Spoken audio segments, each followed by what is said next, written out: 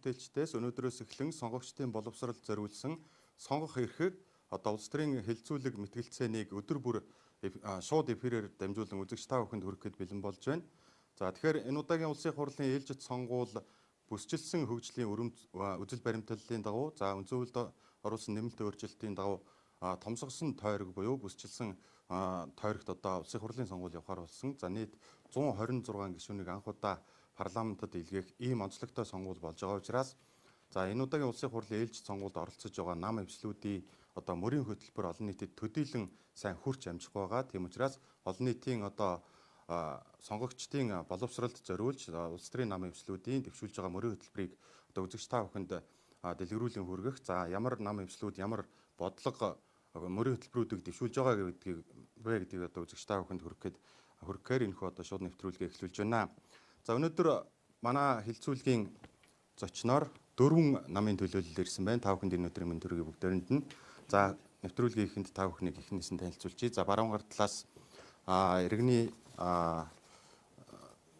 Монголын хүний төлөө намын дарга Бат Ялалт. За мөн шин нэвслийн тэргүүн Цэнц хөрөнгийн ган тулаг зүүн гар талд иргэний Үнэн ба Зөв намын дарга нийслэлийн намын хорооны дарга Үнэн ба Зөв намын нийслэлийн номын харааны дарга Инх Баатрын өрнөх хөлөг. Тийм, Үнэн ба Зөв намын дарга. Ерөнхий нарийн дарга тий. За уучлаарай.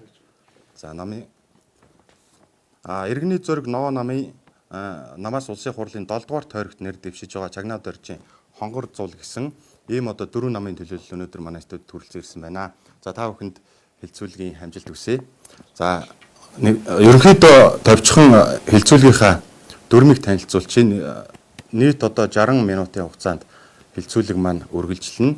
За нэг асуултанд нэг оролцогч бол нийтдээ 2 минутанд хариулах байгаа.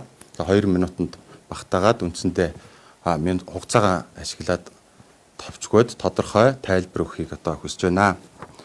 За манай редакцийн зүгээс энэ удаагийн нэвтрүүлэгт зориулж үндсэн одоо 5 асуултыг бэлдсэн байна. За өнөөдрийн нэвтрүүлгийн үндсэн сэдэв бол хөдөлмөрийн үнэлэмж ба ажиллах хүчний бодлого гэсэн энэ сэдвийн хүрээнд үндсэндээ ярилцах болно. За нэвтрүүлэгт одоо тэгш боломж олгохын хүрээнд би та бүхнээс одоо шодоод энэ 4 дугаар дээр одоо дугаарлсан ийм 4 цаас байна. Эндээс та бүхэн сугалчих. Тэгээд тэгш боломж олгох хүрээнд одоо дарааллын дагуу асуултаа асуугаад явъя гэж бодож байна. За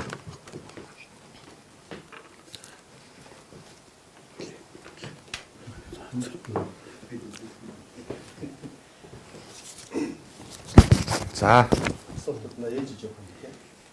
асуултууд ээлжилж явна тий. Яг энэ сугуулсан дугаарынхаа дагуу ээлжлээд явчихна.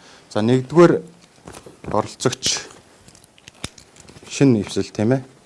За шин нэвсэл. Шин нэгцэл. Нэвсэл 1.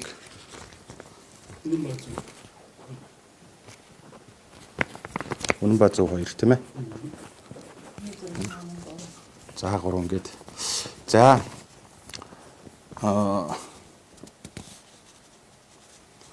тэгэхээр хөдөлмөрийн хөлсний доод хэмжээ бол 2023 оны 10 дугаар сарын 13-ны өдрийн одоо судалгаагаар 666 мянган төгрөг буюу за 1 цагийн үнэлэмж нь бол 3989 төгрөгөө гэж ингэж тодорхойлогдсон байна л да.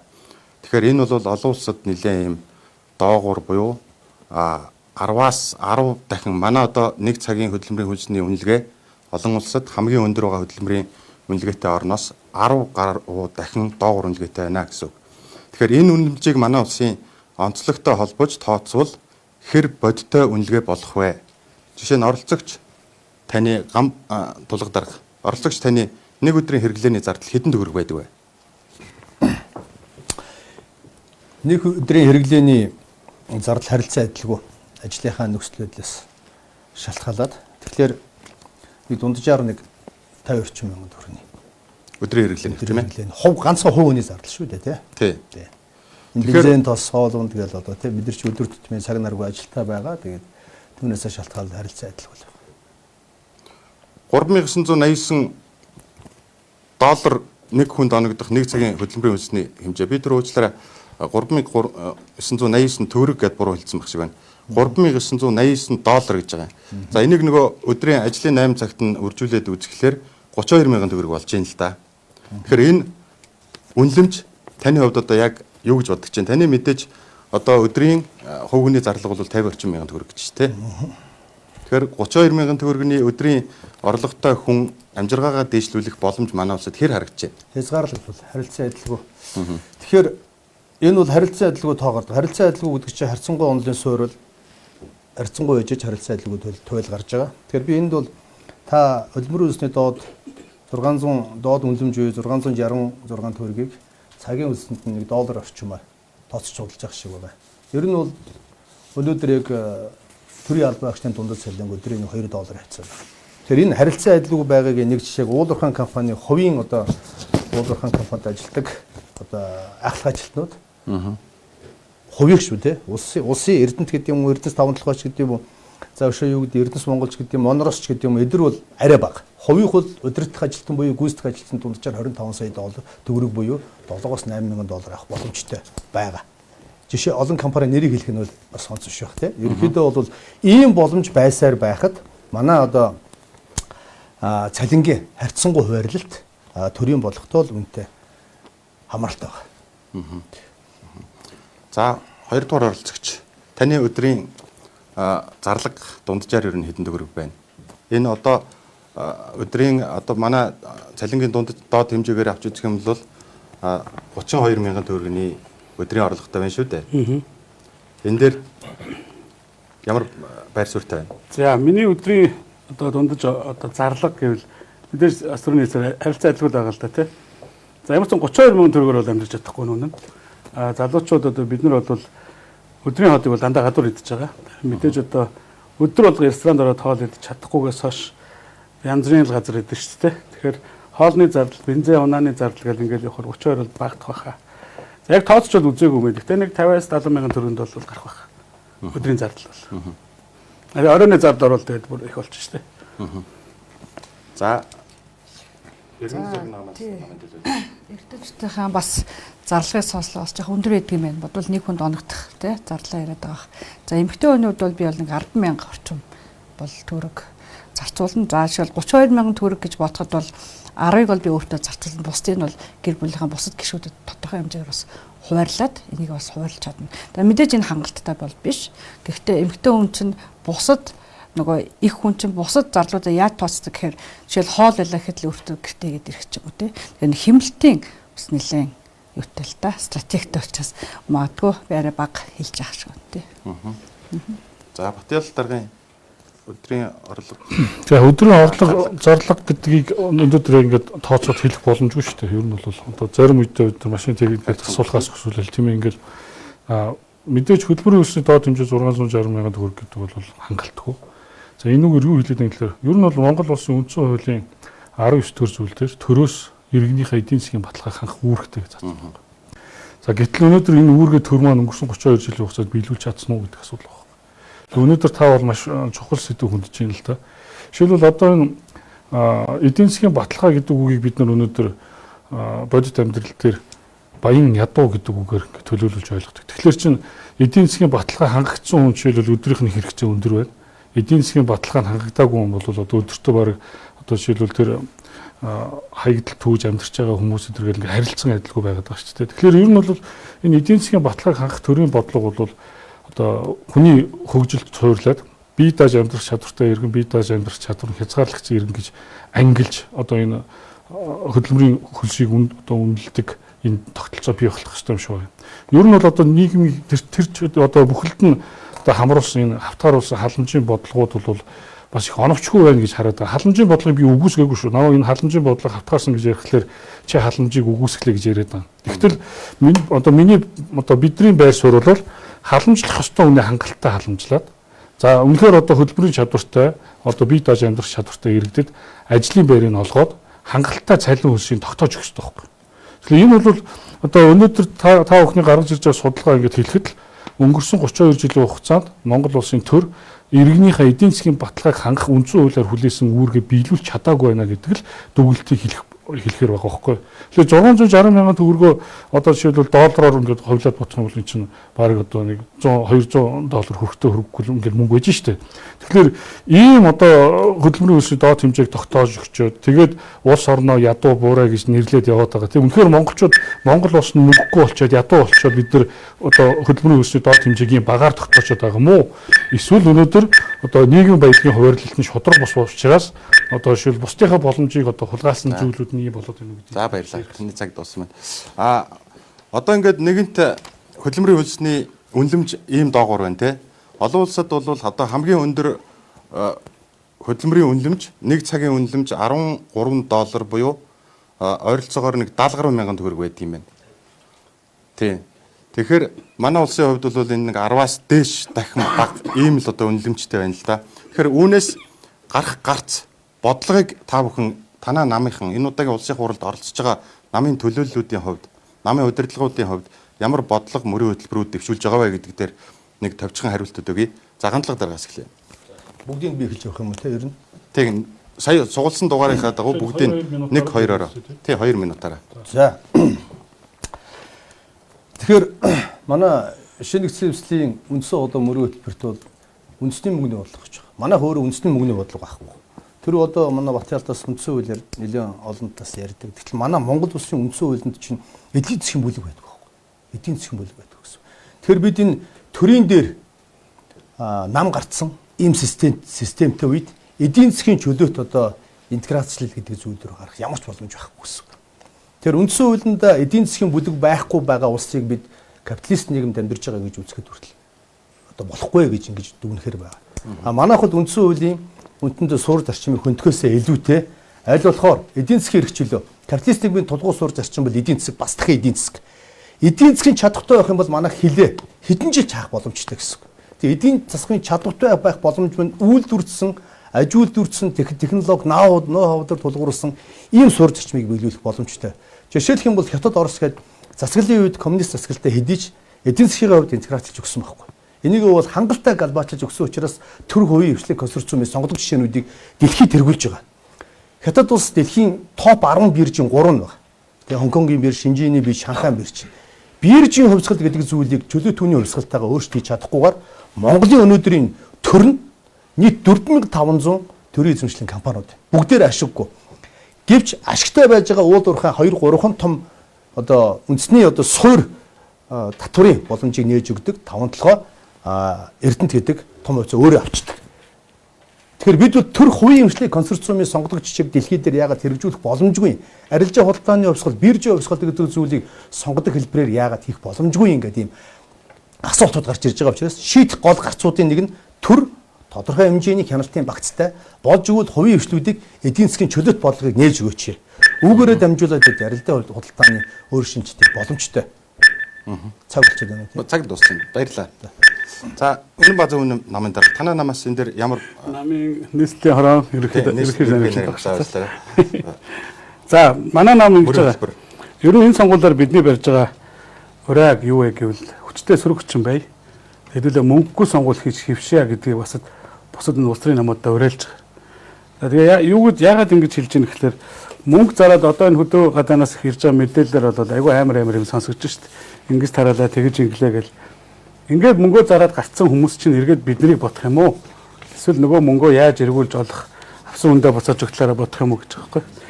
Тэгэхээр бид нар эх орондоо авсан цалингаараа хангалттай ингээд азралтай амьдарчдаг. Тэгээ улс төрийн мэдээ сенсац нь 7 хоногийн хамгийн сенсацтай үйл явдал байдаггүйгээр ингээд азралтай нэг бүтээгч. За үүний тулд бидний бол ярьж байгаа ганц зүйл нь хүчтэй сөрөг хүчин гэдэг нь хатуу хариуцлагатай бай. Би бол одоо энэ улс төрд байгаа 2 том нам сүүлийн 34 жил ээлжлээд ингээд засаг барихтаа хариуцлагыг бол тооцож чадахгүй гэж үзэж байгаа. Манай намынхан одоо нэг дээрээ мөрийн хөтөлбөр дээр юу гэж оруулсан гэхээр улс төрд ороод авилга, албан тушаал, за гадны гарал болсон ийм нөхдүүд байвал 3 төрд орох эрхийг хай гэж тийм санаачлал гаргаж. Яг тэгэхээр хүн одоо ингээд үзэгний үзүүрээ одоо өчнөө мэдлэг боловсралтай байх. За өчнөө туршлагатай байх. За өстой ийм гэр бүлээс гаралтай юм даа гэд маш олон хүмүүсийг сонгож бид нэр үнэхээр хүзлээ. Яг ингээд сонгуул өгөхгүй л дөхөөд ирэхээр манай нам яг мөрийн хөтөлбөртөө ямар гаргалгаа тусгасан бэ? Окей, харин би нөгөө хариуцлагыг хэлээд байна л да тий. Тэгэхээр нэг дээр ийм заалт хийсэн. Тэгээ бид хариуцлагаар дамжуулж одоо энэ нэг ийм хөдөлмөрийн мөрчлөг Монгол хүний үнэлэмжгүй байдал байгаад шүү дээ тий. Тэгээ энийг чинь хуулиндаа хийхин тулд хуулийг нь хэрэгжүүлэх гэхлээр доогуур нь байгаа зүйлс нь бүгдээрээ ингээд идэвхжээд байгаа байхгүй. Тийм. Тэгэхээр энийг одоо хариуцлагаар нь гаргана гэсэн санаа. За иргэний зориг намын нэр дэвшигч хонгор зол иргэний зориг намаас энэ хөдөлмөрийн үнэлэмж дээр одоо ямар мөр хэлбэр тусгаж байгаа юм бэ? Тэгээ за хөдөлмөрийн үнэлэмж гэдэг маань өөрөө тухайн үзэгдлийн үр дагавар гэж хэлж ойлгоно. Тэгэхээр энэ уг урах гэн хаана ямар шалтгаанаас юм болов гэдгийг эхлэх ёстой гэж бодож байна. Тэгэхээр манай намын иргэний зориг намаас төвшүүлсэн мөрийн хөтөлбөрт энэ хөдөлмөрийн үнэлэмжийн талаар нэлээд бас тодорхой том бодлогууд, стратегиуд бол тусгагдсан байгаа. Тэгэхээр энэ дээр яаж үзэж юм гэхээр өнөөдөр хөдөлмөр ажил олгогчдын хэрэгцээнд нийцэх тэр хүмүүс ажил горилогч ч одоо байхгүй байна. Уул нь бол ажлын байрны тоог ингээ харахаар хангалттай тоо байгаад байдаг. Тэнд тэнцэх хүмүүс байхгүй байх гэсэн иймэрхүү судалгаанууд бол байгаад байна. Тэгэхээр энэ юу хэлээд юм гэхээр нөгөө өндөр цалин амлаад авъя ч гэсэн тэр хүмүүс байхгүй гэсэн ажил олгогчийн талаас бас хэрэгтэй байгаад байна. Гэтэл ажилд орох гэж байгаа хүмүүс бас юу шаардлагатай байна гэхээр ур чадвар, мэдлэг, чадвар өнөөдрийн орчин үеийн цаг үетэй нийлсэн инновацид түшгэлсэн мэдлэг бас тутмаг байгаа юм болов. Тэгэхээр энд нь илүү хөрөнгө оруулалт хийснээр энэ асуудлыг бас тодорхой хэмжээнд шийдэх боломжтой гэсэн юм шийдлийг бас харж байна. За Монголын хүний төлөө нам мөр хөтөлбөртөө яаж тусгасан бол? Бид нар бол шүүхийг шүүн гэсэн уриатаар энэ удаагийн сонгуульд оролцож байгаа. Шүүхийг шүүн гэдэг маань бол шатшатанда одоо бусдынхаа боломжийг хулгайлж идээд байгаа. Би түрүүн хэлсэн те одоо үндсэн хуулийн 19 дэх зүйл заасан үүргээ биелүүлэх биш. Эсрэгээр нь өөрсдийнхөө одоо эдийн засгийн баталгааны төлөө ингээ яваад байгаа хүмүүс ижил бид нар авилга галбан тушаалын гэмт хэрэгтнүүд гэж нэрлэдэг шүү дээ. Тэгээд авилга галбан тушаалтны гэмт хэрэгтнүүдийг бид юу гэж нэрлэлсэн гэхлээр төрөөс төрсөн тэр бомтон хөрөнгөцсөн хурандаа эдгээр хөөхн нэрлэлчээд тэгээд хариуцлагагүй байгаа нь бол үнэн баггүй. За үнэн бод зам намынхаа хариуцлагын тухай ярьж байна. Гэхдээ хариуцлага тооцдог хэн байд юм гэхлээр эцсийн бурууг шүүхэл тогтоох хэрэгтэй. Гэтэл өнөөдөр бид нар шүүхээ шудраг болгохгүйгээр одоо хин нэгний гин буруугийн тухай асуудлыг ярих нь өөрөө хилмигдүүлэлт үүсгэн нийгмийг хамарсан маш их одоо зөрчил мөргөлдөөний үүсэх байхгүй. Манай өнөөдөр шүүгч прокурор цагдаа байсаар хүртэл яагаад сэтгүүлчд маань өнөөдөр ингээд одоо нэвтрүүлэг хийгээд хин нэг үний бурууг яллаад зогсдог болсон. Яагаад улсын хурал дээр бид нэр одоо ирээдүйн Монгол улсын хөгжлийн бодлогыг ярьж явах хэрэгтэй байтал одоо нээлттэй сонсгол гэдэг нэртэй шүүх хурлыг хийгээд идэх болсон. Тэгэхээр чи энэ шүүхийн шудраг болгох замаар бид нар нийгэмд бол шудраг ёсыг тогтоох одоо юм нэг талын зам байгаа. Нөгөө талаасаа бид нар амьдрах хүслийг дэмжих хууль гэдэг хууль санаасалж байгаа. Ер нь бол хүмүүс өнөөдөр манад бол хуваарь хөдөлмөр эрхлэлт бол маш түгээмэл байж шүү дээ. Ялангуяа 300 гаруй мянган худалдаа эрхлэгч байж байна. Гэтэл өнөөдөр бид нар худалдааны тухай хуульгүй байж шүү. Тэгээд одоо амьдрах гэж зүтгэж байгаа хүмүүст өнөөдөр түрээс эргэлтийн мөнгө буюу одоо хүү алданг тооцдог. Дээрээс нь одоо ямар нэг аж ахуй үйлчлэгээ эрхлэхээр зөвшөөрөл гэдэг авилга шаарддаг нэг одоо шат те. Дээрээс нь зөрчлийн хууль гэдэг одоо хүнийг одоо ямар нэгэн хийлээ гэхтэн л торгож шийтгэхэд идэг юм. Одоо хүнийг одоо ингээд одоо өөрөө ингээд хөдөлмөрлөд амьдрах боломжийн дэмжихийн оронд бүр амьдралаас одоо бүр өөдөө залхаад бүр амиа хорлоод гадагшаага гартал нь ингэж дарамтлсан дарангуйсан одоо ийм тогтолцоо өнөдөр байгаад байгаа байхгүй. Тэгэхээр энийг өөрчлөх үнцээр нь өөрчлөх тул Монголын хүний төлөө намаас одоо мөрөв хөтөлбөр боловсруулаад оролцож байна. За та бүхэнд 2 минутын хугацаа ер нь хариулахад яаж байна? Богинохон байна тий. За тэгвэл 30 секундын бас нэмэх одоо юу гэдэг хөрөлцөхгүй байвал нэмэх юм ирэх байгаа шүү. За тэрийг бас нэмээд сануулчих. За үзэгчид лайваар бас Facebook-ийн пэйж хуудасаар лайваар дамжуулж байгаа. Тэгэхээр үзэгчид бас өөрсдөө сонирхож байгаа асуултаа бас нэр дэвшигчид энэ улс төрийн намын төлөөллүүдээс асуух боломжтой шүү гэдгийг бас хэлье. За хоёр дахь асуулт өрхийн орлого зарлага тэнцэж байгаа тохиолдолд ямар арга хэмжээ авах ёстой вэ гэдэг үндсэн асуудал байна. Тэгэхээр 2020 оны байдлаар авч үзэх юм бол Монгол улсад хөдөлмөр эрхлэж байгаа 1.1 сая иргэн байна. Үүний 80 мянган орчим нь бол хөдөлмөрийн хөлсний хамгийн доод хэмжээ буюу одоо саяны бидний ярьдаг 666 мянган төгрөгийн одоо цалин хөлс авч байна гэж ингэж тооцож байгаа юм байна. За саяхан энэ оны 2024 оны 1-р улирлын байдлаар үндэсний статистикийн хорооны гаргасан судалгаагаар өрхийн дундаж орлогыг 2.3 сая төгрөг гэж тооцсон байна. За мөн эсвэргээрээ зарлага нь 2.3 сая төгрөгтэй тэнцэж байна гэсэн ийм судалгаа гарсан байна л да. Тэгэхээр энэ орлого яг бодиттой орлого байж чадж байгаа болов үгүй болов энэ дээр нэг байр суурь. За орлого зарлага ингээд тэнцэж байгаа тохиолдолд ямар арга хэмжээ авах ёстой вэ? За нэгдүгээр сугласан үнээс Би бүгдийг эхлэх. ганц тулаг дараас. Ер нь тэг н суглааныхаа дарааллын дагуу танаас эхлээл явчих. Одоо тэгэл бүгдийг л нэг эхлээл явах юм байна те. Тэгээд гэхдээ ер нь бол нэг юм байна шүү дээ. Яг асуулттай холбоотой зүйл дээр л ярьж байгаа шүү дээ бид нар те. Одоо бид нар чи ингээд төөрөөд шүү дээ ингээд. За тэгэхээр юм байна. 1.1 сая хүн нийгмийн даатгал төлдөг гэж ойлго. За тэрийг бол цалин авдаг гэж ойлгож болохгүй. Өнөөдөр Монгол улсад 225 мянган төрийн бүс байгууллага байдгийг. Тэрний 190 орчим мянган хүн аж ахуйн нэгж компаниуд байдаг. Тэгэхээр төр болон бусад гэдэг багхгүй. Төрийн бүс байгууллагуудын нийгэмд үзүүлэх хөрөн нөлөө гэдэг хэлбэр чинь бол эдийн засгийн хуваарьтаар хэмжигдэж байгаа. Нийт одоо Монголын татвар төлөгчдийн 70 орчим хувийн хвшлийнхэн бүрдүүлж байгаа. Тэр хувийн хвшлийн аж ахуйн нэгжүүдээр иж бүрэн концепц одоо яаралт хэрэгтэй болсон. Аж ахуйн нэгжүүд ийм татврын дарамжтай, тийм ийм авилгалтай, ийм хөрөнгө оруулалт хийх боломжгүй, ийм технологичгүй, зөвхөн түүхийн эдийн бааз хэлбэрээр гаргадаг хэсэг бүлэг олигарх компаниудтай. Тэд нар бүгдээрээс татвар зүхтаадаг өөртөө зориулсан татврын ийм суугтай тэрийг өөртөө зориулж хууль гаргуулдаг байна шүү дээ. Ийм байгаа тохиолдолд аж ахуйн нэгжүүдийг доктортой амьдруулах ямар ч боломж байхгүй. Ямар ч боломж байхгүй. Тийм учраас бид аль болохоор аж ахуйн нэгжүүдийг доктортой орлоготой байх тий болж игэл татврын нь өөрчлөлт хийхэд тул зөвхөн ашигын татвартай болгодог. Ашигын татвартай. Орлого олоогүй багт ашиг олох ямар ч боломжгүй байхгүй. Гэтэл өнөөдөр татврын суурь тогтолцоо гэдэг зүйл 90 хотоос нэг хүн зүгээр гэртээ див авахын төлөө шууд 15% татвар 5%-аас эхлүүлдэг. Монгол 40% татвартай 4.4-ийн татвар гэж үздэг 40% татвартай учраас Монголд ямар ч аж ахуй нэгж санхүүгийн байгууллага амьд явах боломжгүй байхгүй юу? Ямар хүмүүс амьд явж байгаа гэхээр нөгөө дээр очиж суусан бүлгэд өөртөө тааруулсан татвар авж байгаа. Дээр нь одоо мерчендайзингаараа дамжуулсан франчайз компаниуд татвараас өөртөө зориулсан хууль гаргадаг. Ийм хэлбэрээр амьдарж байгаа аж ахуй нэгж компаниуд ашигтай ажилтдаг байхгүй. Бусд нь бол зүгээр татврын дарамт байхгүй. Тийм учраас бид аль болохоор энэ 2024 оны сонгуульд зөвхөн ашиг олсон байгууллага татвар болдог. Дэлхийн аюул болон жишгүүд биш үү? Ашиг олсон байгууллагыг интервалтна. Тэр үндэстэн дамжсан корпорац үндэстэн том компаниуд бол Монголын эдийн засгийн 70-80-90% авч явах хэрэгтэй. Тэд нэр адилхан Батялтай адилхан сая төгрөг олцоод 100 мянга төлөх биш байхгүй юу? Тэр хил дээр оруулж ирж байгаа 15 мянга төлөх биш байхгүй юу?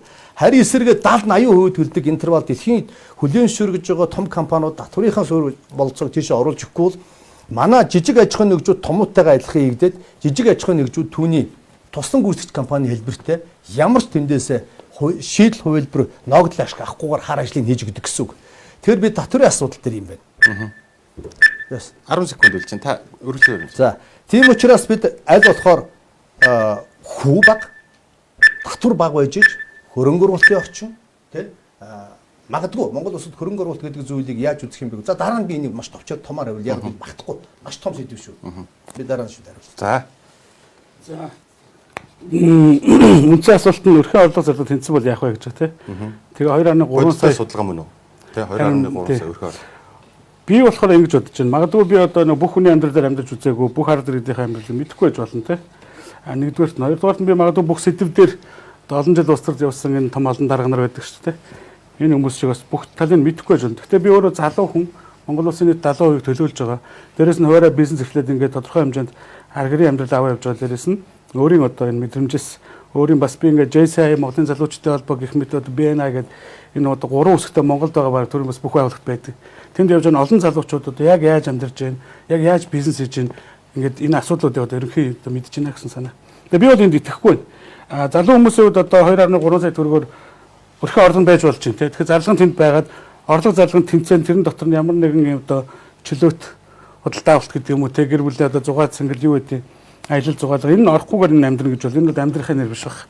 Тэгээ би энэ одоо ингээд энэ судалгаа гаргадаг за эсвэл энэ судалгаанд нь итгээд шийдвэрээ гаргаж идэг энэ дээр өгдөг хүмүүсийг энэ амьдралаас бүр тасарсан гэдэгт бол 100% санал нийлээд байгаа. Анхандаа би нэг тоодгүй байсан. Одоо ингээд өөрөө 2 хүүхэдтэй тэгээ 30 жилийн гараад ингээд явж байхаар болохгүй байхгүй. Энэ хүмүүс чинь одоо өөрсдөө нэг ч юм худалдаж авч үзээгүй, эсвэл нэг ч хүнд бараг цалин тавьж үзээгүй те.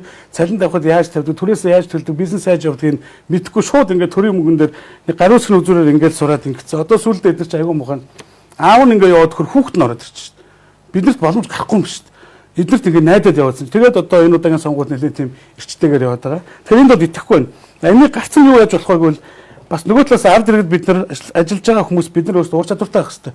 Тэр манай их хэлж байгаа ур чадвар нь болохгүй хаас энэ талтай ажилгүйдлийн тоон өсөд өгдөг. Нөгөө талтай ажилд орчих хүмүүсийн тоон өсөд өгдөг. Ингээ яагаад нийлэхгүй гэхээр ур чадваргүй. Яагаад ур чадваргүй гэхээр too much маш олон юм их сургууль өгдөг. Мэргэжилтэн бэлддэг. Нөгөө эмсүүдтэйгээ мартцсан. Тэгээ их сургуульд очиж сурахаар баг төлбөрийг авцсан болвол мэргэжилтэн болохоос илүүгээр дипломын нөгөө төгсөгчдөг. Диплом төв нь одоо сүүлийн үед ажлын байр дээр бид нар хүн авахтаа нэмий. За нэмий. Бид нар ажилд хүн авахтаа диплом үзэхэ болцсон. Хизээч одоо чи улаан дипломтой мó, цэнхэр дипломтой мó их сургууль төгсөөнийг юу гэж арай жоохон давуу талгаж харж ийн гэхэлэр цаа жоохон нийгэмсэн юм байна. Үг сонсоод сурсан юм байл гэж харж болохоос ур чадвартай юу ч ярихгүй. Ажил дээр гаргаж ирж байгаад бид нар дандаа сургадаг болсон. Одоогийн нийгэм ийм болцсон. Тэгээ энийг өөрчлөхгүй бол энэ одоо байгаа хүмүүс чинь энийг ойлгохгүй бүр ингэ тасраа явцсан байна гэж хэлж байна те. За иргэний зориг нэг нэр төвшил. За яг мэдээж энэ чинь улсын одоо статистикийн хорон тий одоо их сурвалжтай байгууллагын мэдээлэл баг. Тэгээ 2.3 сая орлого олоод тийм ээ энийг ингээд зарж байна гэж байна. За яг орлого бол яг нэг дунджаар тийм л байгаа. Одоо манай юу сая бас тооцоод үзлээ нэг тийм явцаал байгаа тийм. Зарлага бол мэдээж хамаагүй энэс илүү. Тэгэхээр хамгийн гол нь өрх гэр бүл чинь яаж одоо зардаг гэхээр ирээдүйн хөрөнгө оруулалт буюу үр хүүхдүүдтэй тий тэрэндээ юм зардаг учраас энэ өнөөдөр орж байгаа орлого чинь ерөөсөө хангалттай биш байгаа байхгүй тий. За дараагийн асуулт энийг яаж дайлангаа залуучууд одооний хүмүүс шийдэж юм гэхээр ерөөсөө Монголдо орлого олох сонирхолтой болчихж штэ гадагшаа гарч чинь тий. Яг бол тэр нь илүү хялбар байгаа байхгүй илүү дутуу юм бодоол одоо бизнес хийгээл тэрнээс ашиг олоод одоо яадгийн тий сайхан амьдрал дараагийн ирээдүйн хүүхдүүдэд хөрөнгө оруулалт гэдэг энэ бол дэндүү бүр хүний нийт тархинд бараг сэтгэхээргүй юм болчихж байгаа байхгүй. Тийм учраас энийг яаж хялбарлаж байгаа гэхээр юу илүү гадагшаа гарч хөдөлмөр эхэлье. Харин тэр олж ирсэн юм Монголдо зараад байгаа байхгүй. Тэгэхээр тэгжил нэг баланс бариулж байна да. Яг үнэндээ хэлэхэд өнөөдрийн төвшөнд. Цаашдаа ямар хорондоо бол зарлагыг үүсэхгүй л амьдраад байна гэж тийм. Тийм учраас л одоо тэр орлогыг гадагшаа гадаадд л олоод Монгол зархаар. Гэтэ Монгол ч гэсэн яг ингээд зарим нэг юм харьцуулаад үзэхэд бас Монгол зарлага их өндөр шттэ. Харцсангуу. Тэгтээ яг одоо баланслуулна. Одоо нэгэн л өөр орлого байхгүй. Бас нэг энд бас нэг арай эерэг бас мэдээлэл хэлмээр байна. Өнөөдөр залуучууд гэхгүй бүх хүмүүс бас нэг хязгааргүй орон зай буюу энэ виртуал орчин маш их ашиглаж байгаа шүү дээ. Энүүгээр бас дамжуулаад хүмүүс орлого олох боломж байгаа. Тэгэхээр энийг бас хүмүүс олж харах хэрэгтэй. Тий. Одоо хэл бас тэр мэдээж шаардлагатай бах, мэдлэг чадвар хэрэгтэй бах, тухайн тэр ажил хийж байгаа бас чадруудыг бас гүйцэж энэ дээр бас чадвараа дэвшүүлэх ийм л аргууд бас гаргалгана байна л да. За бүтээл дарга. За асуулт бол Монгол улсын 2.3 сая төгрөгийн орлого болдог 2.3 сая төгрөгөөр зарлагдчих юм байна. Одоо яах вэ гэдэг шүү дээ. Энд чинь одоо сандрах асуулт биш шүү дээ. Үнэн байсан бол чинь тэг баланслаад байна шүү дээ. Энд бас болж байна тий. Гэтэл өнөөдөр үнэндээ бол орлого нь зарлагаасаа бага байгаа байхгүй юу? Тийм учраас өнөөдөр хүн амын 75% ядуу гэсэн статистик тоог энэ өнөөдөр ирэх хэрэгчнэр зарлж байгаа. Бодит амьдрал дээр үнэхээр орлого зарлага гүйцэхгүй байгаа. Улам бүр одоо холдоод байгаа. За би энийг хитгэн жишээн дээр аваад үзье. Одоо Монголын хүний төлөө намын зүгээс худалдаачдад буюу одоо хуваарийн хөдөлмөр эрхэлж байгаа. Энэ төр засгийн бодлогоос хаягдчихсан 300 мянган одоо энэ хүний тухай би яри өнөөдөр. Энэ 300 гаруй мянган хүмүүс худалдаа намын эрхэлж амьдарч байгаа. Энэ хүмүүсийн 70% нь өртөө. Өртөө гэдэг чинь орлого зарлага хоёр нь тэнцэхгүй байгаа нэг бид нар өртөө гэж хэлээд шүү дээ. Орлого нь бага, зарлага нь их хүнийг бид нар яах нь өртөө хүн. Тэр хүн чинь орлогоо нөхөх гээд одоо амьдрахын тулд өр тавиад зээл тавиад шүү.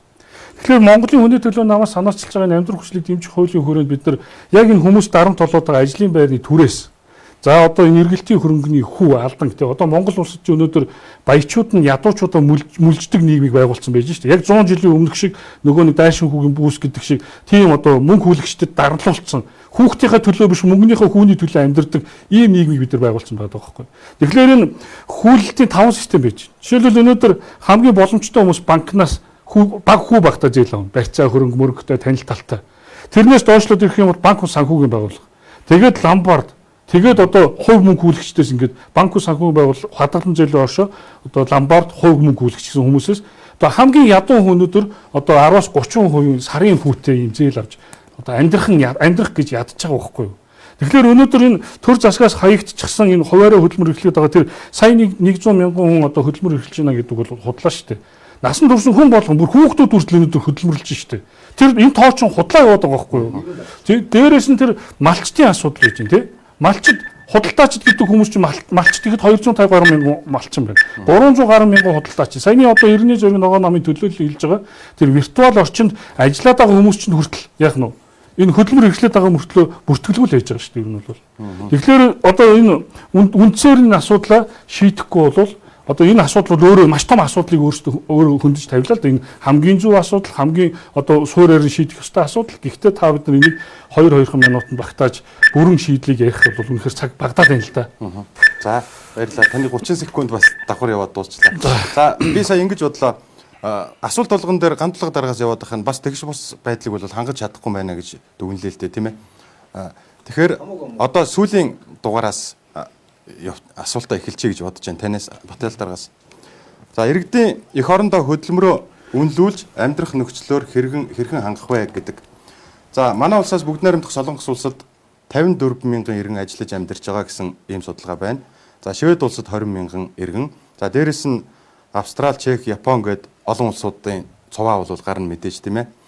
За тэгэхээр за манай улсад ажиллах хүний нөөц 300 мянган хүнээр ер нь бол ингээд ажиллах хүчний нөөц бол дутагдж байгаа гэсэн ийм сүүлийн үеийн мэдээг бол хөдөлмөр нийгэм хамгааллын яамнаас бол тавьсан байна. Хамгийн сүүлийн мэдээгээр. Тэгэхээр одоо энэ ажиллах хүчнээ дотооддоо яаж тогтвортой барих вэ? Ажиллах хүчнийхээ нөөцийг хэрхэн хангах вэ гэдэг энэ дээр ямар бодлого байх ёстой вэ? Тэгэхээр шударгаас нөгөө хүний эдийн засгийн баталгааг дэмжсэн, нийгмийн баталгааг дэмжсэн төрийн үүргээ төр маань биелүүлчих юм бол хүмүүс их орондоо сайхан амьдрын шүү дээ. Саяхан эрх баригч намын нэг нөхөр ярьж ин лээ. Монголын одоо боловсролын систем Кембрижийн одоо хөтөлбөрийг хэрэгжүүлснээр Монгол хүмүүс гадаадад одоо ажиллах тэр диплом одоо үнэлэгдэх боломж бүрднэ гэж яриад байгаа. Энд чи одоо Монголд амьдрахгүй төгсөө та нар гадаадд амьдр гэж хуулаад байгаа юм уу? Яагаад Монгол хүн их орондоо эзний ёсоор амьдрах, ажиллаж амьдрдаг энэ орлого нь зарлагаа гүйцээд тийм ээ хоримтлал үүсгээд амралтаараа аялал зугаалаад ингэж амьдрч болохгүй байгаа юм. Тэгэхээр эн чинь яг л нөгөө нэг түрээс нөгөө одоо хүү алдаанх тийм мөнгө хүлээлт, авилга албан тушаалын гэмт хэрэг, нийгмийн баялагын шударга ус хуваарлалт үнэхээр энэ бүх асуудлууд хоорондоо холбоотой байхгүй юу? Одоо энэ шударга ус гэдэг яриад байгаа зүйл одоо би хэрвээ Монгол улс шударга шүүхтэй байсан бол энэ ногоо автобусны хэрэг гэж гарахгүй. Хөгжлийн банкны хэрэг, нүүрсний хулгай гэдэг гарахгүй байхгүй юу? Энэ хулгаан гэмт хэрэгүүд гараагүй л яг уу. Монгол улс өнгөрсөн 8 удаагийн сонгуулиар 8 удаа сонгуул хийгээд 8 удаа их хурал байгуулсан. Одоо 20 гаруй удаа засгийн газар одоо шинжилж байгуулсан. Энэ ингээд та бүхэн эргээс судлаад үзээрэй зөө. Яг энэ 4 жилийн хугацаанд томоохон одоо эх орныхоо эсрэг гэмт хэрэгүүд үлдгэсэн байдаг. Алт дийлэрийн хэрэгээс өсвөлээд банкнуудыг ховчилж авсан асуудал. Сүүлд нь одоо тэр нөгөө нэг юуны хэрэг бондны тий бонд гэдэг чинь байгаа юм а барьцаан тавиад зээл авч байгаа. Тэгээ бүр сүүлдээ концессийн гэрээ гэж ирээдүйд олох орлогоо барьцаалж байгаа зээл аваад хуваагаад идчихдэг. Одоо бүр энэ чинь газар нутгаа зарахад бэлэн болоод шүү дээ. Тийм учраас би зүгээр өнөөдөр энэ оролцож байгаа намууд бол бид нар бүгдээрээ нэг тал гэж би ойлгож байгаа. Бид нар бол өнөөдөр ингээд ирэх барьж ирсэн нам бидний дунд алга байна. А бид нар өнөөдөр ингээд зөрчилдөд маргалтаад байх юм алга байна.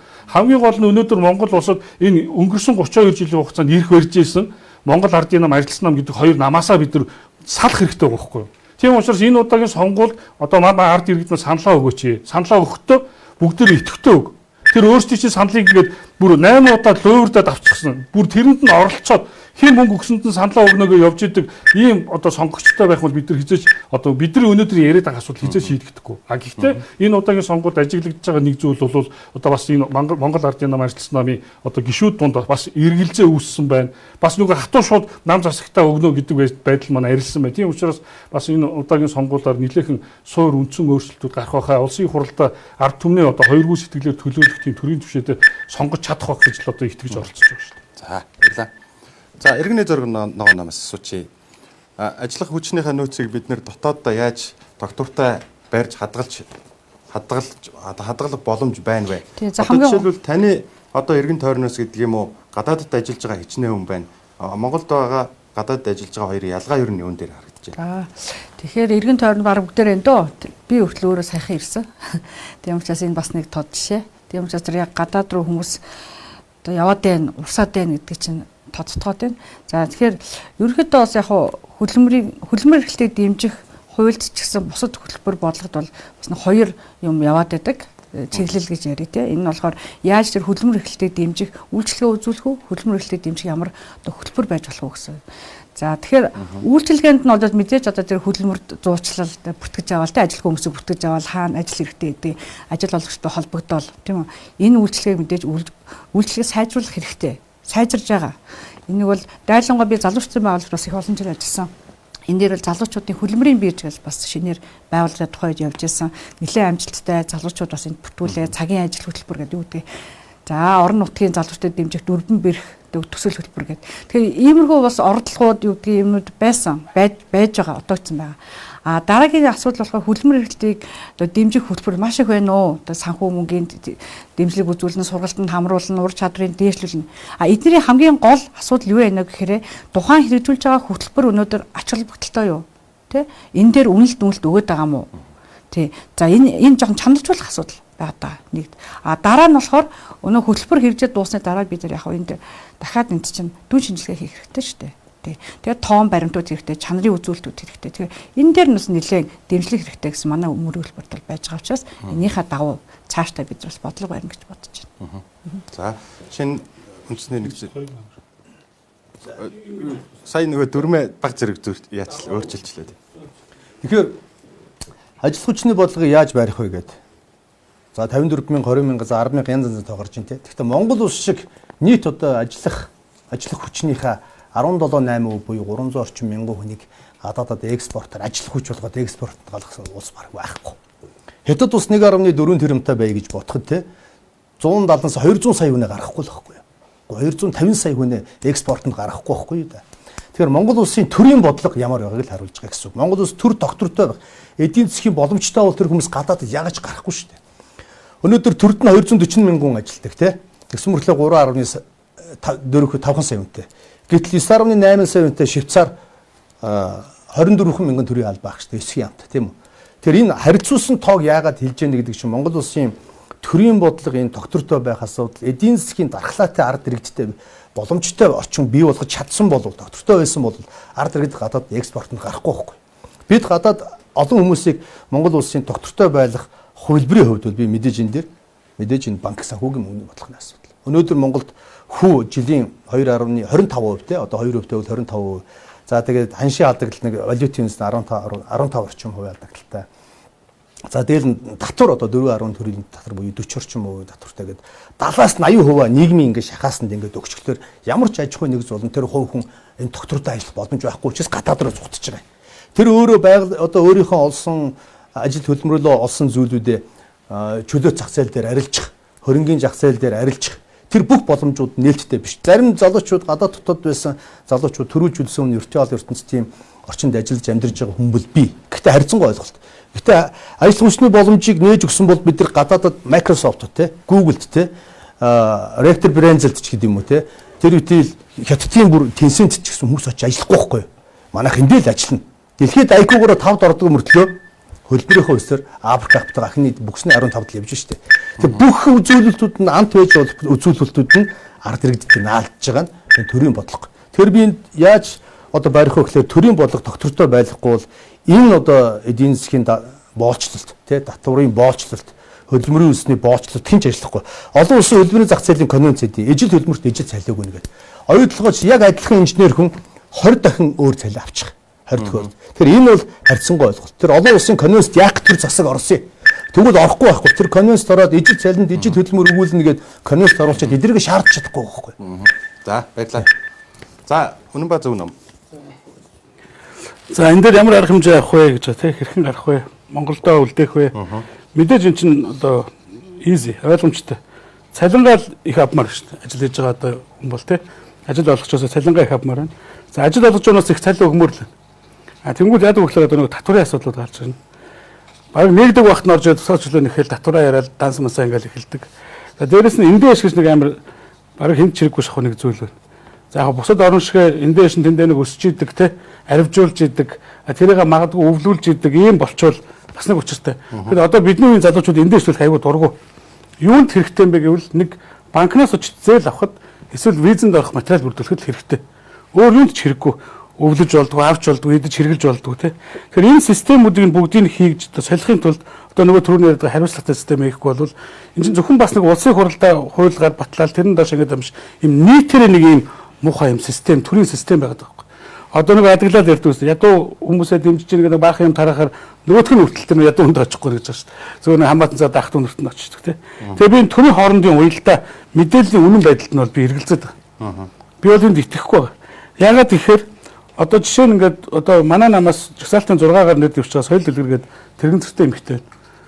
Тэр хүн ингээд ярьж байгаа. За тэр хүний одоо төлөөлж байгаа бүлгэмч бас ингээд бид нартай уулзгаар ярьж байгаа. Ажил хиймээр нэг нэ. Бүр тусгай хэрэгцээ зэрэгдгээд буруу нэр өгсөн. Уг нь бол хөгжлийн бэрхшээлт янз бүрийн байдлаар бэртсэн хүмүүс те. Тэгэд очиод бид нар зүгээр алхах аргаал өөрөө шийдээд очиод ажил хиймээр боловч ажил хийхээр нөгөө юм амар үнэтэй болцсон. Таксины үнэтэй болцсон. Монголд нэг юм өсгөрө буудгүй. Тэгээд явж очиод ажиллаа хийчихлээ такси автобусын зуух бүр ямар ч боломжгүй. Зураг алтанд орохын тулд нэг удаа сууж үтсэ гэж. Очиод ингэдэг цалингаа авдаг таксиныхаа мөнгө төлөөд гар дээр нь 120 мянга төгрөлцсөн. Тэгэхээр ч хүн яаж хийж яах. Тэгээ энэ чинь юуд яагаад энэ юм өсөд юм хэцүү болоод байна гэхээр нөгөө манайхан ч бүгдийг очиод халамжаар тэжээчдэг. Тэгээ халамжинд нь орохын тулд нөгөө төрийн бүтцэд байгаа хүмүүс нь хамаатан цаад янз бүрийн групп хийж хагаад хамгийн мөнгөний тэргээр нэгээ зохицуулаад авчдаг. Тэгээ энэ шудраг юм чинь хариуцлагажуулж энэ шудраг болгохын тулд бид нар ингэж дуу хоолойгоо оролцоогоор ингэж одоо энэ зогсож байгаа 4 нам энэний цаана байгаа ахад 10 хэдэн нам байна тий. Энэ нөхдүүд чи одоо энэ шинэ үндсэн хууль дээр 126 оны төлөөлөгч орж суугаад хэдэн талаасаа хилэлцэж хагаад за энэ үнэхээр таны зүг бол танихыг дэмжиж бөөндө ингэж хилэлцэж ярьж хагаад гарахгүй бол одоо нэг өмнө байсан нөхдүүд чи ерөөсөө бүр амьдралаас тасарсан Монгол хүн биш. Монгол эх орно гэсэн ямар ч бодол байхгүй. Ийм болчиход байгаа. Тэгэхээр миний гаргаж байгаа шийдэл бол энэ татваруудыг өөрчлөх ёстой. Цалингийн нэмэх ёстой. Цалингаа нэмэхийн тулд ажил эрхэлж байгаа бизнесийн байгууллагуудад дэмжих ёстой хамгийн гол нь. Тэгжиж цалингаа нэгэн цалингаа бүтээ болгоно. Цалин сайтай хүн бол юугаар тэмцэж бол нэг хэмжил гоц цэвэрлэл аяг дагуугаал яваад байгаа хүсгэлтэй. Эх орондоо эхнэр хүүхдтэйгээ ээж автаагаа хүсэж шүү дээ. Ер нь тэгээд энэ ажиллах хүчний нөөцөө дотооддоо хадгалж үлдэх бодлогыг төр ер нь тодорхойлж чадах юм болов уу? Энд дээр ер нь ямар байрсан 30 секундын нэг хариулт өгөөж тэгээ. Ягаад гэвэл нөгөө иргэд нь өөрснөө гадаадд ажиллах сэтгэхүй өндөр байгаад шиг байна л да. Хандлах сэтгэхүй. За иргэний зөрөг ногоон намын төлөөллөөс эхэлчихэ энэ удаа. За одоо бид нар чи улстай төртөө шүү дээ. Тэгэхээр мэдээж тий. Сүүлийн 30 жил бол ингээд явчлаа шүү дээ. Тий. Яг мэдээж энэ нөгөө тогтолцооны гажуудал чинь л орж байгаа. Тэгэхээр энийг засах хэрэгтэй. Тэгээ бүр нэлийн эрс шийдэмгийн өөрчлөхөөс өөр арга байхгүй. Тэгэхээр мэдээж энэ бол төрийн бас хүлээх үүргийн нэгт явж байгаа шүү дээ. Тийм учраас төр бол энд оролцоотой төр бол зохицуулах хэрэгтэй гэж үзэж байна. Тэгээ яаж зохицуулах вэ гэдэг дээр л илүү менежменттэй зохицуулалт авах хэрэгтэй гэж бодож байна. За, хэтэлтэр. Ер нь энэ төрийн үүрэг би түрүүн хэлсэн шүү дээ. 19 үндсүүлийн 19 дэх зүйлдер төр иргэнийхээ эдийн засаг нийгэм хууль зүйн баталгааг чадахгүй юм үүрэгтэй. Гэхдээ энэ үүргээ биелүүлээгүй гэдгийг одоо сонгогчд л мэдэх хэрэгтэй байгаа байхгүй юу? Яагаад та ядуу амьдраад байгаа? Яагаад та өрөнд орчоод байгаа? Яагаад та Монголоос явах тухай бодоод байгаа юм? Эн чинь өнгөрсөн 32 жилийн хугацаанд та бидрийг удирдсан, худлаа ярьсан, одоо хуурам нэхэлсэн энэ нөхдүүдийн одоо бүтээсэн нийгэм бид нар амьдраад байна шүү дээ. Гэтэл өнөөдөр гинт эдгээр ухаан орсон юм шиг өсчихсэн үгжил одоо хүмүүсээ сайхан болгоно 200 сая төгрөг авах. Сонгуулийн яг өмнө ийм юм хийгээд байгаа чинь буруу шүү дээ. За, ган тулга дараа. Бид бүгд бол бүгдээрээ л нэг юм адилхан зорилготой, адилхан саналтай, адилхан санаачлагтай бараг ингээд бусад улс төрийн нам хүчнийг манай ч юм уу, аны ч юм уу эсрэг ингээд юм харагдаад байна шүү дээ. Тэр энэ хоёр намаас л юу ч харахгүй. Эндээс ч гэсэн бодлого яаж шийдэх вэ гэдэг. Энэ хоёр төрийг байгаа зохиололд бид нар мянган санал хэлээд эндээс ямар ч гой санаачлага авахгүй. Эдний тунхан хүртэл тийм учраас авах боломжгүй байхгүй. За хэрвээ бид байх юм бол гэж асууж шít. Хэрвээ бид байх юм бол ажиллах хүчний доктортой байдлыг бий бол хууль эрх зүйн оршин бүрдүүлэхэд ашар амархан олон хувилбарууд. Жишээлх юм бол Монголд одоо стратегийн 39 орд байдаг. Түүний том гэж байгаа 15 орд. 15 ордын 12-ын 50 буюу тенэс төв шовын энэ хоёр намын толгойд байгаа нь хуваагаад авцъя. Тэгтээ дуусчих чи дараагаас авчих. Тэр би эндээс ганцхан маргаангүй байгаа ордын лав. 3 маргаангүй байгаа. Эрдэнэт 5 толгой асгат. 5 толгойг тойрсон үндсэн тавьсан Карпац бий болохыг хүсэж байгаа. Тэрний Мерсендайсингийн хувилбараар яг эдийн засгийн сонгодог хувилбараар хийж чадах юм бол гадаад хинч явахгүй 500 мянган ажлын байр бий болно. За баярлалаа. За үнэн ба зав нам. За би болвол мэдээж төрийн оролцоо байх хэрэгтэй. Гэхдээ энэ одоо хүн одоо залуу насндаа гэдэг юм уу өөр нэг ажилд очиж үзэх, өөр нэг орны ажлын бас орчин үзэх. Энэ бол сонголтын эрх. Гэхдээ бид нар сонголтын дээр нь ингээд бэлэн хамт зогсож байгаа. За магадгүй Солонгос явах, Австрали явах, тэ Америкт явахт нь энд нь тэр нэг сонирхлынхын тухайд явдаг. Зүгээр амжиргаагаа сайжруулах гэж биш. Монголд байхад бүх зүйл нь хангагдахын тулд нөгөө татварын асуудал, нөгөө энэ бодит байдал, шударга ёсны асуудал эдгээр дээрээс тулгуурлана. Тэ. Тэгэхээр надад бол тэр оролцоотой байх хэвээр, ийм оролцоотой байх хэвээр гэж байна. За баярлалаа. За дараагийн асуулт. Ихтэй сургуулиуд чанартай боловсон хүчин ажиллах хүчнийг бэлтгэхэд ямар тогтолцоо шаардлагатай байна вэ гэж байна.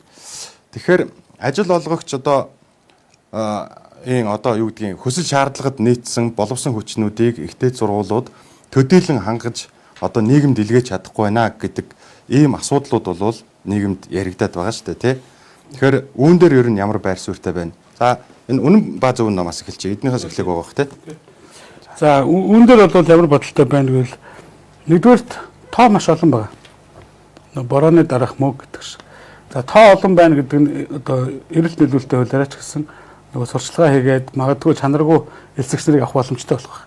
Гэтэл энэ чинь ийм шүү дээ. Хүн болгон дарга болох албагүй шүү дээ. Тэ? Хүн болгон хуульч болох эсвэл математикч болох албагүй шүү дээ. Өнөөдөр ч одоо Монгол тийм яг үйлчлэгэн дээр ажиллаж байгаа эсвэл нарийн мэргэжлэр мэргэжж байгаа нөгөө эмсүүд төгссөн хүмүүс чинь компани захирлуудаас өндөр орлого цалинтай байна шүү дээ. Би одоо өндөр бизнесээ явж ин сардаа нэг 2 сая төгрөг болоод явчих шүү дээ. Цалин түрээсээ төлөөл тэрэндээ баярлал кайфрал. Гадаад руу гарч арайч цухтаачгүй шиг ингээл явчих. Тэгэхэд нөгөө нэг одоо өсчин хийдэг, гагнуурчин хийдэг, одоо галтгоон тоогооч хийдэг. Та бүр ингээд шеф энэ бол бүр өндөр цалинтай. Тэгвэл ийм мэрэгчлээ хүмүүс нь дутаад нөгөө нэг яг биднийг багахад нэг юм нийгмийн одоо энэ боловсролоор бүгдийг нь шийддэг энэ дарга цэрэг менежер хуульч юу гэдэг энэ хүмүүс нь мод болоод тухайн яг нэг үеийн нөхдүүд за энэ хүмүүсээ үгүй гэсээр хагаад энэ бизнесийг улам хөгжүүлээд нөгөөдхийг нь дагнаж одоо сургуулиуд нь чанаргүй олон сургууль гарсантай холбоотой гэж би бодож байгаа. Тэгэхээр энийг яах ёстой бэ гэвэл цөөлөх ёстой. Монгол одоо шинэ нэг миний ойрын хүний жишээ байна. Хүүхэд нь маш гайгүй сургууль тэнцээд явахаар болж байгаа. Гэхдээ нөгөөдхөө бүр аплай хийж хагаад 50% тэтгэлэг болоо авчиж байгаа. Тэгсэн мөртлөөсөө тухайн гэр бүлээс гарах нэг жилд гарах төлбөр нь 160 сая төгрөг. Энэ чи хэцүү шүү дээ. Өнөөдрийн нийгэмд амьдарч байгаа айлууд. Тэгэхэд уг нь Монгол хүмүүс амар чадaltaй, потенциалтай ингээд бүх одоо орчин биднэрт байна. Тэрийг нь хувиргаад гарч болох ёстой газар нь тэнд ингээд хаасаагүй байж идэг, булан болгонд байж идэг ихтэй зургийг нэртэй. Сая гэхдээ сүлд аваад цөөлөд их цөөхөн бол. Тэгтэл ахаад цөөхөн баймар. Яг бүр мэрэгснээр нь яг тэндээс бүр маш өндөр шалгуураар аваад маш өндөр боловсруулалтыг бэлддэг юм баймар. Тэгээд магадгүй тэр хүмүүс нь одоо энэ төрлийн бодлогод оролцоод яг мэрэгчлэрээ дагнаад явдаг. Янз бүрийн намын томилгоонд орж энд очиж байхгүйгээр яг тэр мэрэгжлийн яамд очиод мэрэгжлийн ажиллаа хийх ингэдэг бол Монгол улс ирээд бол үн цөөхөн үнэтэй аюу сайхан санагдаад байгаа. Өнгөрсөн 30 жил бид нар их төлөлдсөн учраас одоо нэг юм нурж унах гэдэг юм шиг залуучуудын итгэл нь байхгүй болж дуустал итгэхгүй болох гэдэг чинь. Тэгэхэд бид нар энийг сэргээж оролцож ороод тэгээ өвлгөрлөж үзүүлээд тэгээ дүүнэрээ хамтдаа аваад явах хэрэгтэй. За баярлалаа. Тэгэхээр Монгол улсын хэмжээнд бол нийтдээ нэг 100 гаруй ихтэй сургууль бол үйл ажиллагаагаа явуулж байгаа юм байна л да. Тэгтэл энэ бол одоо юу гэдгийг ажиллах хүчнийхээ дунд юм уу хүн амынхаа дунд аваад үзэх юм бол ер нь ямар тоо вэ? Тэгээд нөгөө ажиллах хүчин боловсон хүчнээ бэлтгэж чадахгүй байгаа тохиолдолд үүн дээр одоо ямар арга хэмжээ авах ёстой? Тэгэхээр хамгийн гол нь нөгөө ихтэй сургууль төгсөж байгаа хүн чинь төгсөөл тэр чинь одоо юу гэдгийг бүх юм чаддаг болчихоо биш байхгүй. Тэгээ өргөжлүүлээд энийг мэдээж сургах ёстой, чиглүүлэх ёстой. Тэгэхээр энэ дээр юу дутагдаад байна гэхээр нөгөө сургуулиас бэлтгэдээд гарч байгаа хүмүүсээ нөгөө үйлдвэрлэлтэйгээ холбоцоо өгөх ёстой. Тэнд дадлага туршлагыг хийлгээд тийм ээ. Одоо энэ яг ингэж ажиллах ёстой, ийм байх ёстой гэдэг. Яг энэ талаас бас хамтын ажиллагаа нэлээд одоо цаашдаа хөгжих ёстой. Өнөөдөрсөн байхгүйш байгаа. Янз бүрийн тэтгэлгүүд олгодог шүү дээ. Тэгээ том компаниуд тийм манай нэрмжит юу байна, тэтгэлэг байна. Энэ дээр суралцаач. Дараа нь ер нь бол тэр ажил хөлбөмбөөр гарчаа залуучууд ч бай, тэнд зуулгаж байгаа байгууллагч бай, тэр боловсролын байгууллага энэ хөлбөмбөрийн шинжилгээ маш сайн хийхтэй. Аль салбарт хэдэн хүн ямар байгаад байгаа. Онцод улсын тоо хэмжээ гэж бас байгаа. Тэрнээс гадна тухайн одоо юу гэдгийг те салбарын хүмүүс энэ судалгаагаа сайн хийж байгаа. Дараа нь санхүүжилт олгож байгаа шүү дээ. Ямар нэгэн байдлаар. Тэгэхээр аль салбартаа илүү энэ одоо хүүхдүүдийг сургаад гарах тэр залуучуудыг сургаад гарах юм. Хуучин тийм байсан шүү дээ. За ийм одоо инженерийн чиглэлээр сурах юм бол техник нэгээд маш их хөнгөлтүүд, тэтгэлгүүд байдаг. Тэгэхээр энийгээ нэлээд хүчтэй маш сайн явуулах хэрэгтэй. Тэгээ доктортой нэг тодорхой хугацаанд явуулах хэрэгтэй. Тэгвэл нэг жил нэг юм зарлаад маргааш нь дараа жил нь байхгүй те. Тэгэл ингээл нөгөө орох гэж байгаа хүүхдэн ч ойлгохгүй төгсөөд хаачих жаагч мэдгүй нэг ийм төөрсөн байдалтай. За тэгээд хамгийн сүүлд хэлэхэд өнөө маш сайн хүүхэд бэлтгээд тэр газар нь авчдаг юм байж. Тэгэхээр тэр хүн насан туршийн боловсрол буюу банк мэрэгжлээ одоо дээшлүүлэх за үнэхээр өөрийнх нь төгссөн мэрэгжил хэрэгцээгүй болчвол дараагийн шатны дараагийн өөр мэрэгжил сонгох энэ боломжуудыг л сайн тавьж өгсөж гэж бодож байна. За Батял дарга. Аливаа юм чинь эрэлт нийлүүлэлт хэрэгцээ гэсэн 3 үндс юм байдаг байхгүй. Тэгэхээр эн чинь боловсон хүч бодлогын хувьд энэ Монгол улсад хэдэн хуульч хэрэгтэй, хэдэн эмч хэрэгтэй, хэдэн багш хэрэгтэй. Эн чинь бид нар 3 сая 500 мянган амтай 330 сумтай 212 хороо 200 одоо 8 хорооч байна тий. Ингээд одоо дахиад энэ чинь одоо 14 хотчлоо ингээд. Тэгэхээр чи энэ 240 мянган төрийн албаагч 200 гаруй мянган төрийн албаагч байна. Энэ төрийн албаагч мал ингээд нэмэгдээд л байна. Тэгэхээр эн чинь энэ бүх бодлогочийн хоорондоо уялдаж явах хэрэгтэй байхгүй. Хэдэн хуульч өнөөдөр хэрэгтэй. Хэдэн эмч хэрэгтэй. Гэтэл одоо 40 мянган хүүхэд нэг жил төгслөө 10 жилийн сургуулиуд төгслөө гэж бодоход дараад эргээд одоо 20 мянган одоо шилбэл ихтэй сургуульд ороод байгаа юм тий. Энэ бол үнэхээр эрэлт нийлүүлэлт хэрэгцээ гэдгийг хангаж байгаа мөгүй юм гэдэл бодмоор байгаа байхгүй. Одоо манайх энэ эрүүл мэндийн салбар одоо боловсролын салбар хоёр дээр бол ерөөсөө ашиг олох зорилготой юм сургуулиуд тий хувийн одоо секторыг хөгжүүлж байгаа нэртэй мөртлөө зүгээр талхны үйлдвэр шиг л ингээл зүгээр нүдчихэж штэ. Тэгээд ер нь одоо ингээл үр хүүхдүүд мэдээж эцэг болсон одоо хүн болгол үр хүүхдээ сайн сайхан амьдраас оюуны хөдөлмөр амьдраас хийж амьдраас л хүсдэг байлгүй дээ. Тэгээд ихтэй сургууль сургадаг төлбөр төлдөг тий одоо нэг дунджаар нэг 3-аас 4 сая төгрөгийн төлбөртэй сургуулиуд байж. Тэгтэл ингээд 4 жил суралцсан төгсчөөд мэрэгжлэр ажиллахгүй зүгээр компьютер ландд очиж одоо компьютер худалдаа зогсож байгаа хичнээн хүн байгаа юм тий. Энэ чинь өөрөө илүүдэд Монгол улсад сэхэдэн гэдэг юм чи илүүдчихэд шүү дээ. Тэгэхээр уул нь бол мисүүдгээр нэг зөв хөтөлбөр хэрэгжүүлсэн гэж байна. Гэтэ нөгөө цалинжуулаад ингээд мисүүд хийсэн чинь аав ээж хүү гурав тэр нөгөө мөнгөний авахын тулд бүртгүүлчихсэн. Аав одоо ээж хоёр нь бол сурдаггүй хүүхэд нь сурдаг жишээ нь ингээд бүх шатландаа ингээд төрийн бодлого ингээд зөв бодлогууд манад байгаа байхгүй. Тэгээ тэр нь дандаа ингээд гажуудаад хин нэг хүн ашиг олох хэрэгсэл болж хувраад байгаа нь өнөөдөр манай хамгийн том асуудал. Тийм учраас бид нар бүх шатландаа энэ авилга, хээл ахуул, албан тушаалын гэмт хэрэг өөрөөсдийнхөө одоо олж болох одоо тэр ажил мэргэжлээ ашиглаад олж болох ингээд бүхэл боломжийг ашиглаад энэ төрийнхэн чинь ингээд одоо мөнгө төр идэж байгаа даа шүү дээ. Ер нь төрийн одоо алба ингэж 240 мянгад анхаар тоог өнөөдөр хэллээ. Энэ 240 мянган одоо төрийн албаагч Монгол улсад байх хэрэгтэй юу гэдээ дахиад бодох хэрэгтэй. Тэгэхээр чи эн чинь өөрөө төрийн үндсэн суур бодлого алдагдчихсан. Уулын үндэсний аюулгүй байдлын хамгийн том асуудал байгаа байхгүй юу? Үнэхээр тэгтэл одоо энэ манай тагнуулын байгууллага нь юу гэж юм тэгтэл тагнуулын байгууллагын өнөөдөр гэмт хэрэгт холбогдчихдаг. Прокурорууд нь ял эдэлж яадаг, шүүгч нар нь ял эдэлж яадаг. Ийм дампуурсан цаг үед бид нар өнөөдөр хамгийн ихний ээлжинд шудраг очны тухай асуудлыг бид нар хөндөж ярих хэрэгтэй байна. За ганцлаг дарга. Ер нь бол сургуулийг цөөлөх тухай бас энд ярьж штэ тий. Одоо 100 гаруй байгаа гэдэг бол би санал цөөх шаардлагатай давхардахгүй байхыг хичээ. Одоо нэг миний өөрийн мэрэгчтэй холбоотой учраас ер нь ийм байхгүй. Зөв манай боловсролын систем зүгээр л гамшиг. Нэг үйл. Зүгээр үнэхээр өнгөө. Манайх ямар ч багшийн сургууль төгссөн очиод гадаадаа зүгээр дээд сургууль гэж хэлэхгүй юмш төгссөн тий сувлагчаас доош ажил хийдэг тий. Манай боловсролын систем бол угаасаа Монгол улсыг устгах бодлого явж байгаа. Хатуух хэлэхэд дараг төвтэй. Өнөөдөр 330 сум 1754 баг 21 аймагт 204 ороо бүгдээрээ засаг даргатай даргын ус. Баахан байгууллагын дарга нар, агентлагийн дарга нар, төрийн бус байгууллагын бүгд дарга.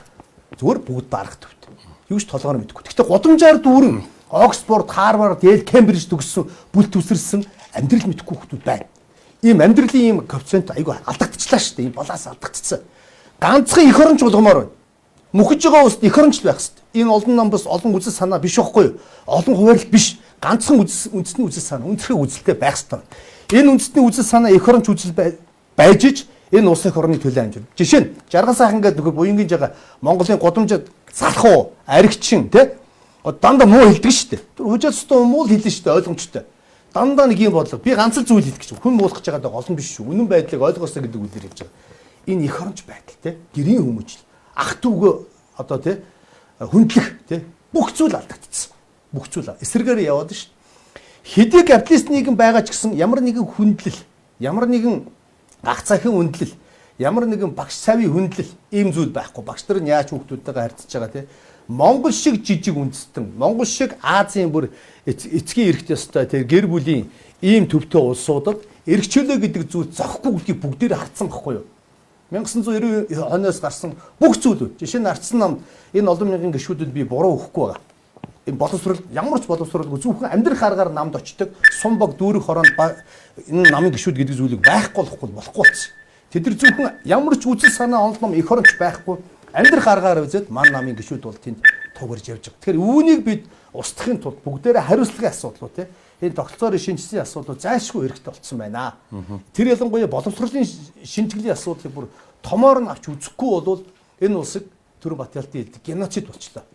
Боловсролоор дамжуулсан геноцид энэ нийгэмд явагдаж байна гэж харахаар байна. За хэдүүлэг хэлэлцүүлэг ерөнхийдөө цаг нь өндөрлөгдөх чинь сүүлийн 5 минут явж эхэлсэн байна л да. Тэгэхээр би та бүхний дунд дахиад нэмэлтээр нэг асуулт тавья гэж нэг минутаар хариулчаарай.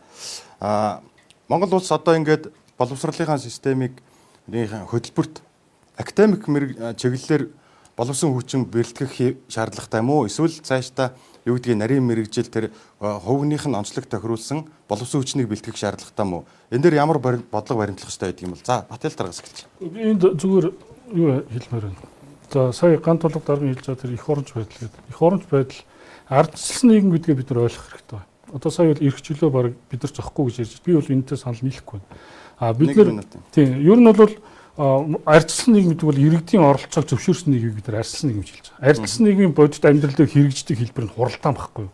Хурлаа зохион байгуулахад бид нар ингээд төлөөллөөрөө дамжуул одоо улсаа удирддаг төлөөлөл сонгоход бол бид нар өнөөдөр сонгуулаа хийх гэж байгаа байхгүй. 1924 оны анх дахь үндсэн хуулиас хойш бид нар ийм тогтолцоотой болцсон. Тэгэхээр одоо энэ сонгогчд маань одоо их оронч байх гэдэг бол үндсэн хуулиа мэдэх, эрхээ мэдэх, үүргээ мэдэх те ингээд бусдын эрхийг хүндэлдэг, өөрийнхөө үүргийг биелүүлдэг ийм ухамсартай ард түмэнтэй болсон цагт Монгол улс бол өөрөө хангалттай хөгжих боломж байгаа л гэж хэлэх гэдэг. За та. За мэдээж аль аль хэрэгтэй. Тэр энэ гэхгүй байна. Тэгэхдээ би одоо бусад намынхантай адилхан юутай байна. Их оронч одоо өнөөдөр Монголд академик боловсролтой хүн байна уу? Тэ? Өөр ямар доогуур боловсролтой хүн байна уу? Нэг чухалдаа орохгүй. Яг гэвэл тэр хүмүүстэй хамтарч ажиллаж болно. Мөн үү? Багаар ажиллаж болно. Гэхдээ шийдвэр гаргах гээд байж байгаа хүмүүс нь хууль зохиохоо байж байгаа хүмүүс нь эцсийн дүндээ их оронч баймаар. Эцсийн дүндээ ард иргэдийн амьдралыг ойлгодог баймаар. Энэ хүүхэд нь ингэж яваад ийм сургуульд орвол ингэнэ гэдгийг тооцоо судалгаар иргэдийн үгийг, эрдэмтдийн үгийг сонсож аваад шийдвэр гаргахдаа Монголынхын төлөө, иргэдийн төлөө баймаар. Тэгэхгүй болохоор одоо энэ сургуульд одоо бид нар ингээл өнөөдөр ингээл нэг хөдөлмөрийн бүтээмж, үнэлэмж, сургууль соёл гэж ярьж шít. Энэ чинь зүгээр шинж тэмдгүүд шүү дээ. Энэ өнгөрсөн 34 жилд үүсэж ирсэн тэр суур шалтгааныхан өсөж гарч ирээд байгаа шинж тэмдэг бүр багтахаа байсан эдээ бэрнэ байхгүй. Тэгэхээр бид нар энийг гаднаас нь ямар авчаад түрхэд ингээд нэмэр байхгүй. Одоо өчнөө бусад сэдвүүдээр бүгдэн дээр нэм гарч ирнэ. Тэгэхээр миний хэлэх гэдэг санал бол их оронч хүмүүсийн улс төрдөө оруулаад шийдвэрийн гаргадаг болгоод суурьаар нь шинжилж хэдүүлээ энийг мэдээж нэг дор алга болчихгүй байх. Гэхдээ илүү сайжрах зам руу орно. За иргэний зөрг номоос. За тэгэхээр боловсрол гэж ярихад бүгд л янз бүрийн үндэслэл хардаг л да. Тэгэхээр миний хувьд бол за яг хувь хүний бодол шүү. Энэ ёс зүй маш их алдагдцсан. Үнцэн гэж юу вэ гэдэг талаар ерөөсөө ойлголт байхгүй. Тэгэхээр энийг бол багаас нь ерөөсөө яг түрүүнд хэлсэн их оронч тийм Монгол хүний үнцэн, Монгол хүний ёс зүй гэж байх хэрэгтэй. Энийг багаас нь яг тэрийг л суулгаж өгөх хэрэгтэй. Тэр нэг юм академик юм уу тоолж бодох, үрдүүлэх хуваах тийм ээ. За тэгээд жаахан дэшээ аваад ирэх нь хувь хүний онцлогийн тэр чадварыг хөгжүүлэх хэсгүүд бол бас тодорхой хэмжээр байгаа шүү дээ. Тийм. Энийг бол мэдээ системтэй болох хэрэгтэй байна. Тэгэхээр энийг л бас чухалчлах хэрэгтэй байна. За баярлалаа. За гандуулга дараа 30 секунд тавьчихаа хариулж. Бид нарын цаг дуусгаад найруулагч тахад байна. Академик буюу онлайн төвшөнд боловсролын системийг шинжлэх асуудлууд бол тэр олон жил яригдсан. Одоо эндээс бид нар сайн зүйл харахгүй болцсон. Цөөн тооны чадвардаг боловсон хүчин дээр суурилсан ажилтнууд суус суулгахын тулд бид нөгөө институт байна уу бүх технологийн одоо ажиллагаа бүр магадгүй курсыг боловсролыг дэлхийн өөрөө тэгж явж байгаа. Тийм учраас жишээ нь Австралийн нийт одоо ажиллах хүчний бараг 74-5% нь бараг институтийн хэмжээнд байгаа боловсролд тэмцсэн байгаа байхгүй. Тийм дээд байхгүй шүү дээ. Тэр би академик төвшний асуудал бол байхын зөв тэр нь цөөн тооны байх хэрэгтэй. За баярлалаа. Хуулиндаа захирагтаад бид хугацаанд яг амжиж нэвтрүүлгээд өгсөхгүй болохгүй. Та бүхний урилгыг хүлээж авч хүрэлцэн ирсэн та бүхэнд баярлалаа. За өнөөдрийн TV8 телевизээс бэлтгэн хүргэж байгаа хэлэлцүүлэг энэ түрээд өндөрлөж байна. За энэ удаагийн улсын хурлын сонгуульд 126 нам 126 суудлын төлөө 19 нам 2 эвсэл 42 бие тагч нэр дэвшиж байгаа. Тэгээд маргааш нөгөөдргээд ингээ өдөр бүр шууд нэвтрүүлэг та бүхэнд хүргэх болно. Тодорхой сэдвийн хүрээнд хэлэлцүүлэг өрнөх болно. Нэвтрүүлэгт хамт байсан та бүхэнд баярлалаа. Баяр тавьж та. Яа